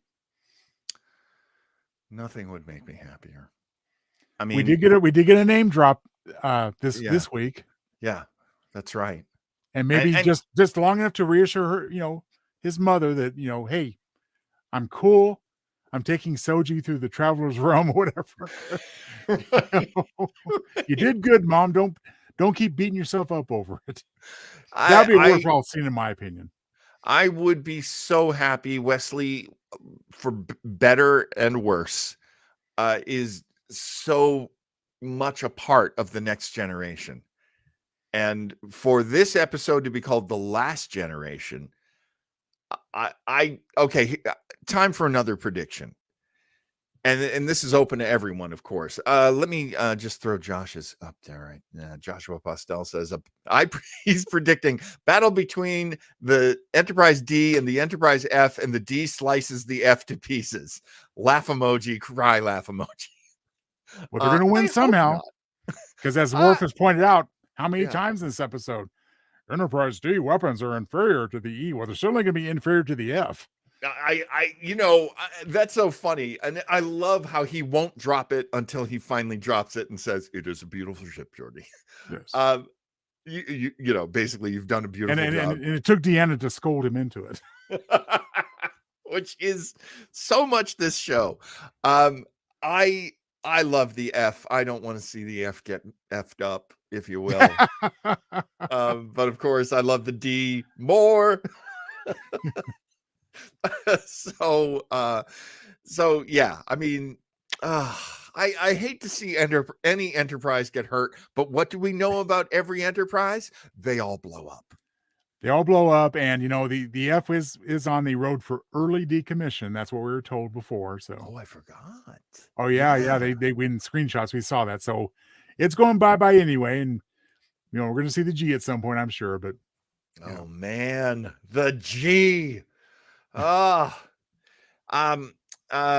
was I going to predict? I think the ultimate prediction. The ultimate prediction, everybody. Do you think there is going to be some form of this legendary fan theory that's going around of a series that is either called Star Trek Legacy or is the Legacy? Do you think we will continue with this timeline on Star Trek? I don't know. Any ideas, Joe? I don't know. I'm not a fortune teller. Yeah. But in terms of a prediction, and this is not just wishful thinking. This is an absolute yes. Terry Matalas has delivered Star Trek that is, frankly, excited fans in a new way. Yes. Existing fans. In particular. OG fans. Yeah. He has pitched the show on Twitter, basically. Yeah. Star Trek Legacy by title. Yeah. To continue in the early 25th century timeline. So Alex Kurtzman, the other creative creatives and producers, listen, we got Strange New Worlds based on the popularity of those characters in Discovery Season 2. I would be very surprised if we did not get a Star Trek Legacy show. I would love a show. I would love a show that maybe is a series of mini-series. Let's follow this story for a few episodes, and then it's good. And then, let's find out what happened in DS9. Let's find out what happened to the rest of the crew from Voyager. Mm-hmm. Star Trek Legacy, in my opinion, are you listening, Terry Matalas? In my opinion, we have episodic Star Trek in Strange New Worlds. Yes. That's great. Yeah. What we need is an Enterprise Season 4 approach for Legacy, which, given its 10 episodes, gives us 2- and 3-part story arcs within that 10-episode season. That's a great idea. That is a great point. Now, I want to throw this in. Did you see this? And if you saw this, do you know if it's official? I saw a thing today about Section 31, starring Michelle Yeoh. Yes, a movie. A movie, not a series. Right. A movie. Now, with Paramount Plus moving forward the way it is with all these Viacom shows that they've added, they are spending less money on Star Trek. That's just kind of the scuttlebutt that's going around. So a lot of things that were promised for Star Trek are probably not, Discovery is ending with its 5th season. Right. There is some moves that seem to be cost-cutting measures.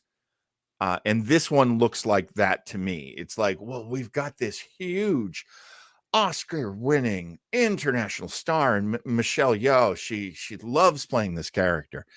But now it's a movie. So are we going to see a series of movies? Is Terry Matalas going to be pitching and directing and exec producing a movie, a 2-hour event? Or is he going to get a series? Now, I'm down with what Joe's saying. I would love to see another series. And Craig jumps in with, is there such a thing as too much Trek with Academy, which is coming up? Strange New Worlds returning for a second and third season, we know for sure. Lower Decks returning for another season. We know that's coming up. Section 31, it's that is a movie now. Prodigy animated, like Lower Decks. Animation is expensive, and they have to really plan it out long ahead of time because it takes so long to produce them. So Lower Decks and Prodigy are going to stick around for a little while longer. It's a prediction for me. What do you think? Is there such a thing as too much Trek, Joe Townsell? I don't believe so. I mean, there can be, but given these parameters that Craig provides, the goal of Paramount Plus at one time at least was to give us year-round Trek, more or less. Right. And that's what this model fits. Yeah. And let's not forget that Section 31 will be a standalone 2-hour film. Yeah. So getting back to your question of a moment ago, I think we will see more of this. There is a plethora of material out there that they can use, as well as new original things they come up with on their own. Yeah. The thing that comes to mind, for example, is that there was an excellent I think it was a 2-novel series called The Eugenics Wars, which basically depicted the eugenics wars. Oh, well, that's really that would be an excellent use of a Star Trek movie approach. To me, it just seems like that's going to take the place of like short Trek, something to tide us over between series. That's a great idea. I mean, honestly, I think the movie idea is a great idea because let's face it, Star Trek movies have a great tradition of being entertaining. I even love the bad ones. I even love, and they can be in this format and via streaming and so forth. Yeah, each one can just depict its own era. It can be its own thing. It doesn't have to be connected to anything else as far as the dramatic, flow. Right. And one of the things that we've always talked about on our shows, Joe, is that a lot of the moves that Kurtzman has made, a lot of the moves that you see current, recent, and in the future are moves to get a bigger audience. Yes. Why does Prodigy exist? Because it's a great franchise that kids can understand and kids can get into. The holograph Janeway, one of my favorite things ever. I just love her. I love her. And it's not just that Kate Mulgrew has one of the best voices, that anyone ever had. But it's a really it's a great bridge, if you will, into the franchise for new viewers. Strange New Worlds is a great way to get people who know what Star Trek is to watch it again and go, oh, look, episode by episode, it's different. These are really great actors and very appealing. There's Uhura and, there's Spock. Like, people who don't know a lot about a lot with Star Trek can really get into Strange New Worlds. Lower Decks and Prodigy, we assume that's Lower Decks anyone can enjoy, but I assume, if I were in my teens, if I were in my 20s, I would be watching Lower Decks. Yeah. I like that stuff. I don't love it. I still haven't watched all of the episodes yet. Neither have I, quite frankly, and nor Prodigy. I walked away from Prodigy, and I didn't hate it, but it's just not something I would choose to watch. Well, that is a very specific market. Yes. So, I wonder how much new Trek there's going to be. I think they have tried to create corridors And I think they've seen some of those corridors close down. And honestly, the only real example I can give you of that is by ending Discovery and then transferring that audience over to Academy, which you told me, Joe, and I believe you're right about this, that Academy is going to take place at the same time of Discovery. The biggest clue that it will be in the 32nd century is that in the description of the show's concept, it was stated that we have not had an Academy class in over 100 years, which of course fits the Discovery continuity. Exactly. Yeah. And if Tilly is going to be given her due, she will be basically one of the leads in the Academy show. I hope. I love Mary Wiseman. That was the setup, and that speculation goes back to really when the in season 4 Discovery was still playing. Exactly. Like we had no idea Discovery was going to be ending at that point, but we knew that Tilly was being moved out. Right.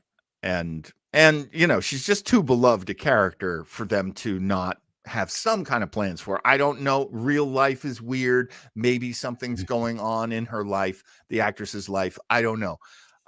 But she's right there. She's gold. You gotta use her. She's so Star Trek. I just love her. Any other predictions? Wow, I think we have set it all. I have no more predictions. No. I have deliberately ignored the clock on this one. I just wanted to go as long as we felt like going. So here we are, folks. We're coming up on 2 hours. Thanks for being with us for this absolutely ridiculously detailed, heartfelt series of comments and hopes and dreams. It all comes to a head tonight, Joe. Can you believe we're here now? Oh my God. It's just like Frontier Day. It's only hours away. Only hours away. And the whole fleet will be there. So join us tomorrow at 2. And hey, in the meantime, LLAP. Our good babies. Our beloved babies. See you tomorrow. Okay, let me get out there. And Craig, you get